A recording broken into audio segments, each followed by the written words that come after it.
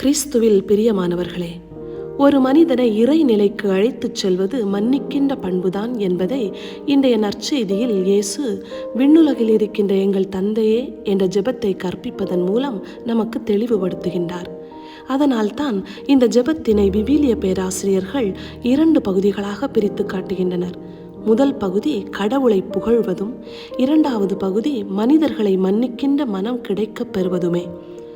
மன்னிக்கின்ற மனம்தான் இறைவனை புகழ இடம் கொடுக்கும் என்பதே இயேசுவின் எதிர்பார்ப்பு. அதனால்தான் விபச்சாரத்தில் பிடிபட்ட பெண், ஊதாரி மகன் போன்ற உவமைகளிலே இயேசு அவர்களை மன்னிக்கின்றார். காரணம், அவர்களை இறை அன்பை அனுபவிக்கச் செய்து அவரது வழியில் பயணிக்கச் செய்வதுதான். மன்னிக்கின்ற மனம்தான் தவறை மறந்து பிறரை ஏற்றுக்கொள்ளும். ஏனென்றால் மன்னிக்கும் மனம் இறைவனின் ஆலயம். நம்மிடம் இத்தகைய மனம் இருக்கின்றதா? சிந்திப்போம், செயல்படுவோம்.